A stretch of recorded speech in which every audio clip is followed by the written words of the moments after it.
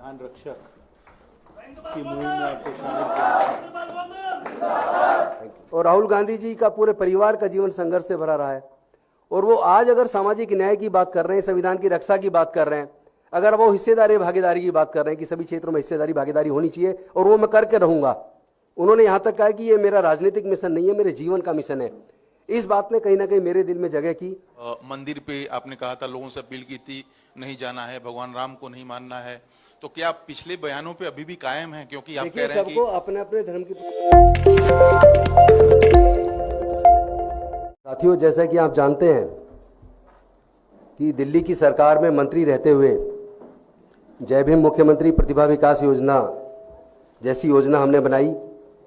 लोग सीवर में मर जाया करते हैं, कोई सरकार केयर नहीं कर रही है, लेकिन पहली बार मैकेनाइज तरीके से 200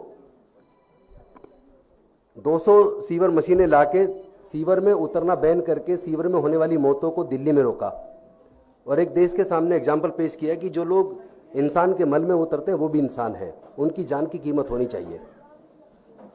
लेकिन अनफॉर्चुनेटली पूरे देश के अंदर हम देख रहे हैं जाति और धर्म के नाम पे लगातार उन्माद पिछले लगभग 10 सालों में बहुत ज्यादा बढ़ गया है। जगह जगह दंगे हो रहे हैं और दलित लोगों के साथ, विशेष रूप से अनुसूचित जाति, जनजाति, पिछड़े वर्ग और माइनॉरिटीज के साथ चुन चुन के उनका जाति धर्म देख के जो उत्पीड़न किया जा रहा है। ऐसे में जो राहुल जी ने एक नारा दिया भारत जोड़ो यात्रा के तहत कि मैं नफरत के बाजार में मोहब्बत की दुकान खोलने आया हूं, उस नारे ने दिल को छू लिया।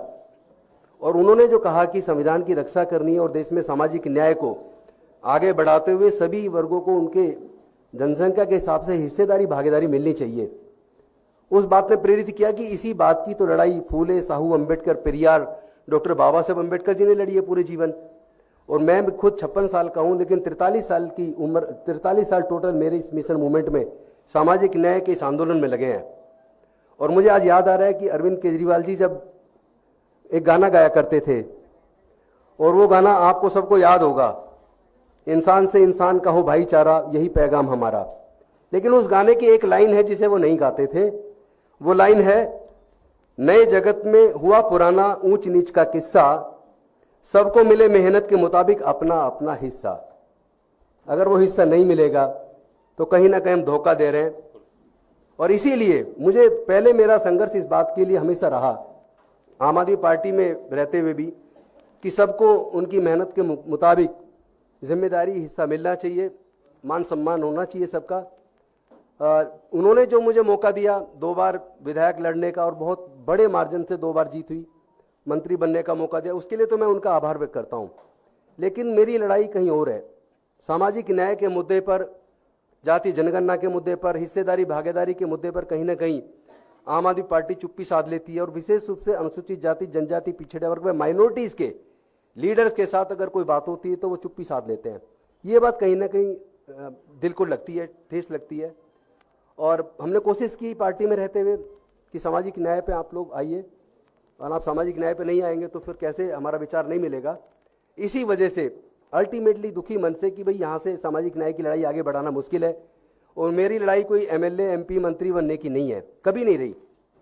जिस चीज़ की लड़ाई, अगर वो लड़ाई वहाँ जाके वहाँ रह के नहीं लड़ सकता तो अननेसेसरी मैं उनको दुखी करूँ या वो मुझे दुखी करूँ, उसकी ज़रूरत क्या है। वो अपना, जो उनका अपना क्षेत्र उस पर काम करें, और मैं अपनी सामाजिक न्याय की लड़ाई जहाँ से आगे बढ़ती देखेगी वहाँ मुझे जाना चाहिए। और आज मुझे लगा कि चूंकि जो हमारे कांग्रेस के राष्ट्रीय अध्यक्ष हैं खड़गे जी, उनका खुद का जीवन संघर्ष से भरा रहा है, और राहुल गांधी जी का पूरे परिवार का जीवन संघर्ष से भरा रहा है।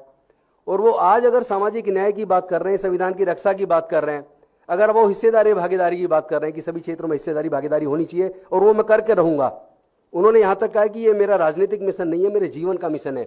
इस बात ने कहीं ना कहीं मेरे दिल में जगह की। और मेरे भी जीवन का जो मिशन है वो राजनीति या एमपी, एमएलए बनना, मंत्री बनना या कोई बड़ा पद लेना, ये कभी नहीं रहा। और ये आम आदमी पार्टी के साथी भी जानते हैं। तो मैं अपने सामाजिक न्याय की लड़ाई को आगे बढ़ाने के लिए आज कांग्रेस को ज्वाइन किया, और उन्होंने मुझे बड़े सम्मानपूर्वक ज्वाइन कराया। मैं के.सी. वेणुगोपाल जी जो राष्ट्रीय महासचिव हैं उनका भी धन्यवाद करता हूँ, मुख्य प्रवक्ता पवन खेड़ा जी का भी धन्यवाद करता हूँ, राजू जी का भी धन्यवाद करता हूँ, चूँकि SC ST OBC माइनॉरिटी मोर्चा पूरे देश का देख रहे हैं। और SC ST के मोर्चे को राजेश लिलोटी देख रहे हैं, उनका भी मैं धन्यवाद करता हूं। दिल्ली के अध्यक्ष देवेंद्र यादव जी, उनका भी धन्यवाद करता हूं। विशेष धन्यवाद करता हूं मैं डॉक्टर अनिल जैन जी का, जो मेरे संघर्ष के पुराने साथी हैं। उन्होंने हमने मिलके इस इंडिया गठबंधन के लिए चुनाव के दौरान अपने संविधान सम्मान समारोह के लिए लखनऊ में बहुत बड़ा प्रोग्राम किया, जिसमें राहुल जी थे। हमने हरियाणा में पंचकुला में प्रोग्राम किया, अभी बनारस में किया। चूंकि वो नॉन पॉलिटिकल प्रोग्राम है, किसी राजनीतिक मंच से नहीं किए, वो सब संविधान के सम्मान में किए हैं और उस लड़ाई को हम आगे जारी रखेंगे। मैं आप सब साथियों का धन्यवाद करता हूं। भारद्वाज जी भी साथ बैठे हैं, उनका भी मैं धन्यवाद करता हूं। हम लोग तो कॉलेज के बड़े पुराने साथी हैं। भारद्वाज जी, हम जब ये यूनिवर्सिटी का चुनाव लड़ते, मैं भी LLM का प्रेसिडेंट रहा उस दौरान। राजेश लिलोटे जी मेरे बड़े पुराने साथी हैं। चूंकि 24 सितंबर 2002 को समता सैनिक दल का स्थापना दिवस था और उस दिन हमने, जब leader of opposition Sonia Gandhi ji थी, उनको मुख्य अतिथि के तौर पर बुलाया था। मंच संचालन मैंने खुद किया था। तो तब से मैं क्लोजली वॉच कर रहा हूँ अपने इन साथियों को, और मुझे लगता है कि हम लोग मिलके पूरे देश में सामाजिक न्याय की लड़ाई को और मानवता की इस लड़ाई को, इंसानियत की लड़ाई को, जिसमें जाति और धर्म के लिए कोई स्थान ना हो, एनिहिलेशन ऑफ कास्ट जो बाबा साहब ने लिखी थी, मुझे लगता है उसको पूरा करने का समय आ गया है। तो जो 450 के करीब उन्होंने CM fellow, dark fellow, adviser वो सब रखे, तो उसमें रिजर्वेशन देते।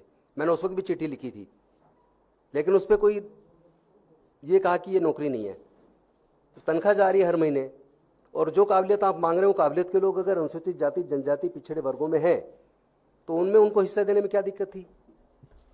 साथ में एक बात बताइए, आज जो योजनाएं हमने बनाई समाज कल्याण विभाग से संबंधित, SC ST OBC से संबंधित, माइनॉरिटी संबंधित, सब योजनाएं बंद क्यों हैं? किसी को दर्द क्यों नहीं होता? जब SC ST OBC माइनॉरिटी के मुद्दे पे बात आती है, उनके जो योजनाएं उनकी पहले से चलती है वो सारी बंद है, तो किसी को दर्द क्यों नहीं होता? उस पर सीरियसनेस नजर क्यों नहीं आती? मेरे मन में वो दर्द है। जिन वर्गों के लिए योजना बनाई है, उनके विकास की योजनाएं हैं, सबके लिए योजनाएं। जय भीम मुख्यमंत्री प्रतिभा विकास योजना तो केवल SC ST के लिए नहीं थी, उसमें तो जनरल कैटेगरी टोटल 15,000 बच्चों को सिविल सर्विसेज की कोचिंग, इंजीनियरिंग की, मेडिकल की, तमाम तरह की कोचिंग का हमने इंतजाम किया। वो चली 2 साल, आज वो बंद है। दर्द होता है जब बच्चे आते हैं। हमारे अपने इंजीनियरिंग कॉलेज के अंदर 2.5 लाख रुपए साल की फीस है। 4 साल की फीस ही फीस केवल 10 लाख रुपया है। उसके बाद हॉस्टल का खर्चा, खाने का खर्चा, सारे खर्चे जोड़ लिए जाए, 15 लाख से कम में एक बच्चा इंजीनियरिंग की डिग्री नहीं कर सकता दिल्ली के इंजीनियरिंग कॉलेज से। अब पढ़ाई, पैसे के अभाव में बच्चे पढ़ाई छोड़ रहे, कौन देखेगा? मैंने कहा था बजट में कम से कम 150-200 करोड़ ऐसे बच्चों के लिए दे दो जिनके पास पैसा नहीं है, फीस जमा नहीं कर सकते। मेरे पास बच्चे आते हैं, फीस के लिए इंतजाम कर दो। मैं अपने यार दोस्तों से मिलकर 2-4 बच्चों की फीस का इंतजाम किया, लेकिन इतने बच्चे का मैं कहाँ कर पाऊंगा? तो वो दर्द है मेरे दिल में। ऐसे बच्चों के लिए किसी को कोई सीरियसनेस नहीं है। आपने कहा था, लोगों से अपील की थी, नहीं जाना है, भगवान राम को नहीं मानना है, तो क्या पिछले बयानों पे अभी भी कायम है? क्योंकि आप कह रहे हैं कि सबको अपने अपने धर्म के प्रति आस्था रखने की स्वतंत्रता है, आजादी है। भारत का संविधान सबको इजाजत देता है। मैं सबकी आस्था की, सबके धर्म की का सम्मान करता हूँ।